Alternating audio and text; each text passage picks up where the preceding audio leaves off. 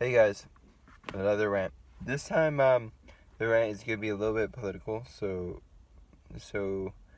please do be tame in the comment section. I know, I know how the internet works. I'm into the sort of meme culture, and I know how toxic it can get sometimes. But I'm requesting for it to be as tame as possible because this is gonna be a pretty controversial rant video. Um, so I am not big into party politics. What that means is I hate the bipartisan system with a real passion, because all it does, it doesn't help the American people at all. It separates the the Democratic Republic we have from actually representing the people. Instead, it represents something that it shouldn't, Okay, and now what I mean by this is I've done a couple research essays on this, and I know that doesn't qualify me for anything, but I did some studying, some research behind this sort of this argument that I'm gonna present, and I'm not gonna put up the research because, as I said before, it's just gonna be straight up. I'm not gonna cite anything really, but basically, yikes. Okay, but basically, the parties run on money. That's all they do. They run on money, and they run for people with money, regardless if you're Democratic or if you're Republican, or even if you're Green Party or Libertarian. The only reason they appeal more to the people is because companies don't support them as much. But if they'd get any bit of let's say 10% vote, corporations will start supporting them. Now, the both parties hold elections, sort of elections, like bid wars, basically, before the actual primaries, not primaries, the caucuses. Before them, they hold bid wars, basically, to see which candidate the most amount of money goes to, and they put their hands behind that candidate. They support that candidate, and just straight up, that is not democratic. I can't remember where it came from. If anyone would like to cite this in the comments down below, but I heard a quote that said, money elections are the first sign of a corrupt government. And that's the problem. I'm not going to go out on and say that our government is corrupt. It's true. We do elect our presidents democratically. Donald Trump, for example, he was elected not democratically per se, more like republicly, I guess. I don't know, but not as democratically. But he was still elected fair and square, right? The problem is, only 25% of eligible voters showed up for the caucuses during the 2016 election. And that's not even split up between both parties. That's both parties, all parties together. Only 25% of eligible voters show up to those. Now, the thing is with that is that those 25% are almost, you have this majority of people who go to the caucuses are people who care a lot about getting a certain person to win, right? It's not about voting for the most the candidate who represents you the most. It's people who are really extreme. Not extreme. It's a group of people who know who they want to win, right? And usually what ends up happening is the people who are usually sorry about that. The people who are usually the most voted for are usually people who with some extreme ideals. They get voted by people who see this candidate, right? Like Donald Trump. If he didn't come by, I'm 100% sure half of the people vote, not half of the people, yeah, almost half of the people voting wouldn't have voted for anyone. They just would have stayed, complacent. And the thing is, half of those voters, or let's say, let me give you the benefit of the doubt here, a quarter of those voters were extreme, not extremists, like extreme politically. They want radical movement to one side, right? And that's what they were. And then the rest were, I guess, were just people who I know a lot of people who voted for Trump thinking that he was just saying things and that he'd do good stuff because he was a businessman, stuff like that. And that's okay, that's valid, but there's still the 25% who come to vote just because he's extreme, and that's a big number. That is a big number. And that's the problem. So that out of that 25%, I bet you that 25% of Bernie Stein supporters who he didn't get elected because he didn't have the money of he didn't have the DNC on his side at all. 100% not on his side. They were actively diminishing him, and he barely managed to get, I think it was like 42% vote or something like that. I can't remember actually.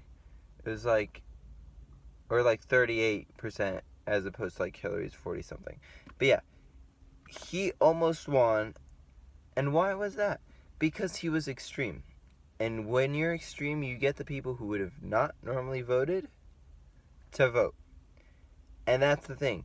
So now we usually get caught up in this stance of either the candidate who has the most money on his side, or the candidate who's more extreme getting elected. And what that means for us is we're either run by a relatively complacent president, or run by a relatively extreme president. And that shouldn't be how it is. We should be run. Our presidents should be elected as it pertains to the people, right? It shouldn't be elected as it pertains to the party's interests or to extremist interests, And I'm not making this rant to say Donald Trump's extreme, right? He is definitely extreme politically, right? I'm not gonna say he's like an extreme, right? No, 100% not. But he is extreme politically. He supports radical alt-right agenda. His agenda is to move to the right in a different way than other politicians have, and radically, that's seen by his 35-day government shutdown, right? And like, where am I going? I'm turning this into a rant about like certain things, but basically, so you have these parties, right?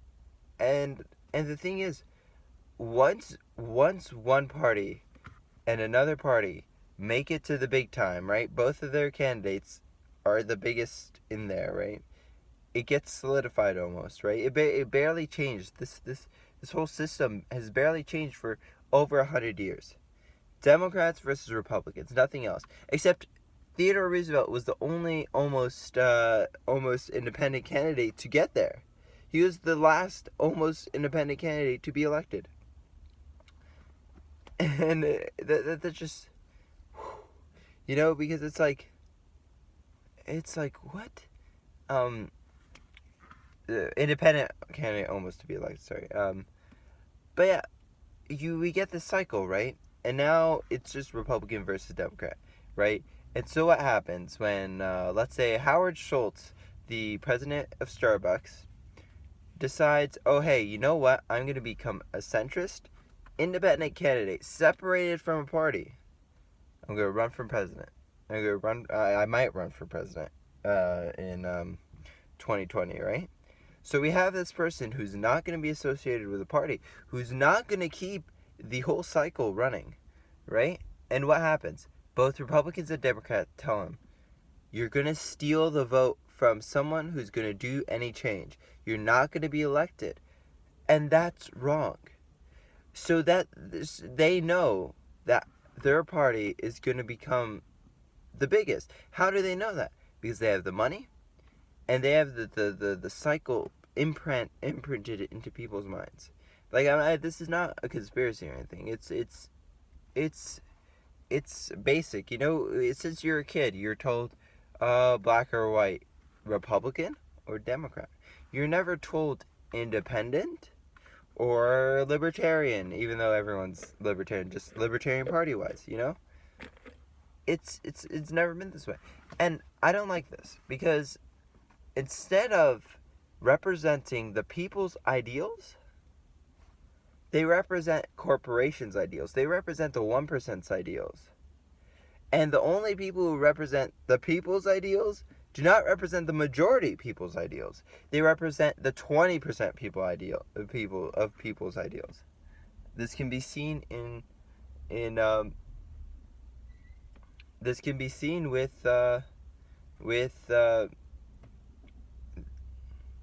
sorry about that. Okay, so back to where I was. Sorry about that, guys. But yeah, so this I was talking about how the people are not represented, right? And when they are represented, it's not the majority, right? And what I mean by this is that, sure, Trump got elected, and sure, he definitely does not appeal to corporations and stuff.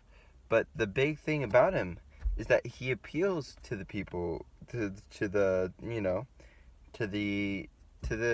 extreme end, right? The extreme end of people. This can be seen by his approval rating. His approval rating is like what? 70? No, his approval rating is like 32%. That is not the approval rate. That is one of the lowest approval ratings in history for a president. And the reason why is because the people do not support him.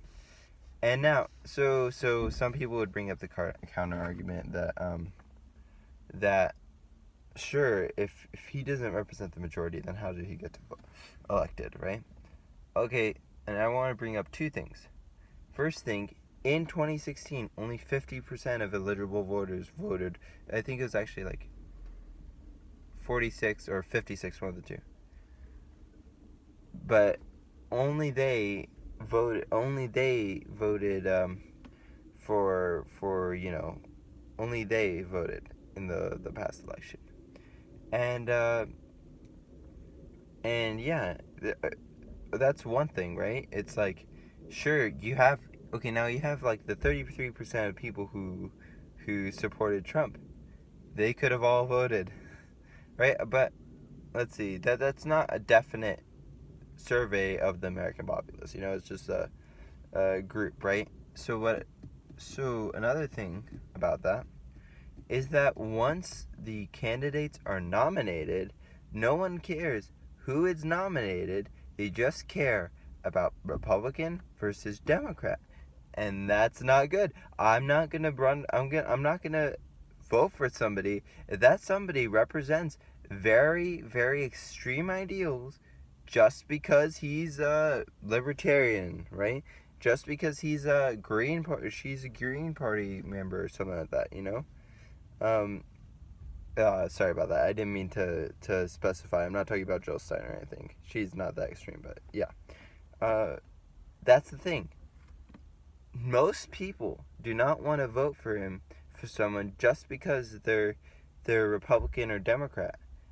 Well, I mean, not most, but I can say the average person votes for somebody because they agree with his ideals.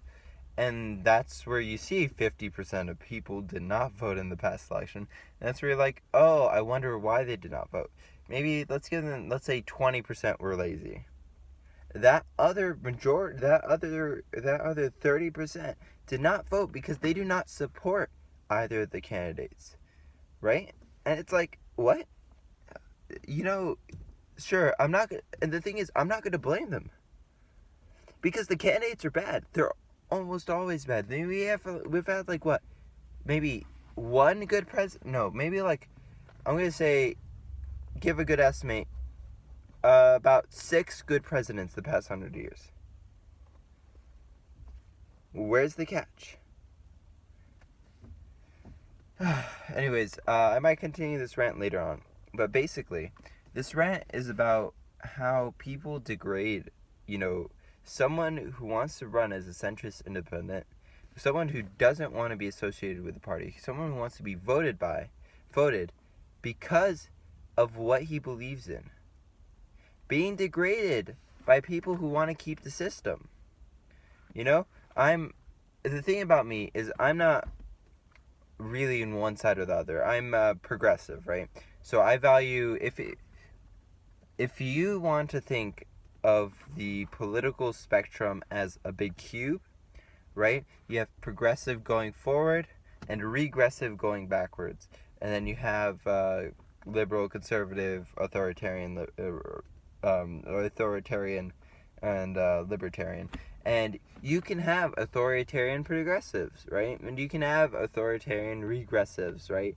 It's the same, this sort of general idea, right? And the thing is, it's kind of, radical myself, right? Because like this sort of thing, but I think it should be very clear to understand that a representative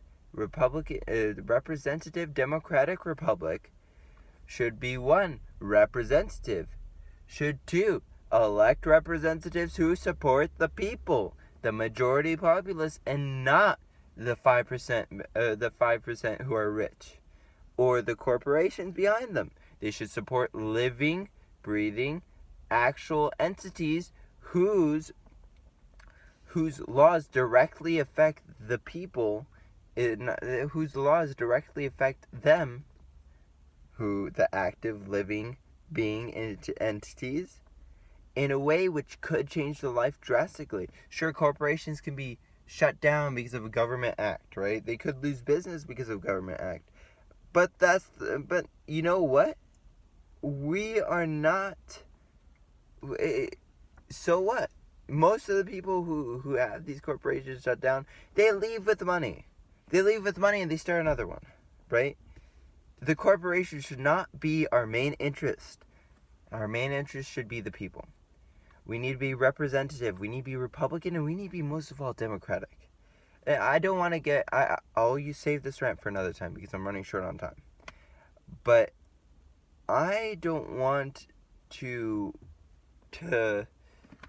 elect someone to a position just for him to elect someone who I might support, just for him to back someone who I don't even support, he's just supporting because it's in their own party. He's just supporting because they received money from lobbyists. I don't know. It's kind of, I don't know. I don't know if it's going to be easy for you to understand, but I think it's like a rational sentiment that I want America to be run by people who will be supported by the people, and rather not by corporations or money or the idea that it needs to be black or white, because it doesn't. Now, with that, it's if you want to vote for an independent, be it Howard Schultz. I don't know his opinions, his stances. Yeah, I'm not going to vote for him for sure, right? But you know what? Maybe I might, just to break up the system, so that next time we can have more people who are confident that maybe running independent can get me somewhere, And that's the thing. I want to change how we run politics in this country. It's not right, I don't think it's right. I think we shouldn't elect people just because they represent the corporations, and the corporations think they know what people want. Okay? See ya, gamers.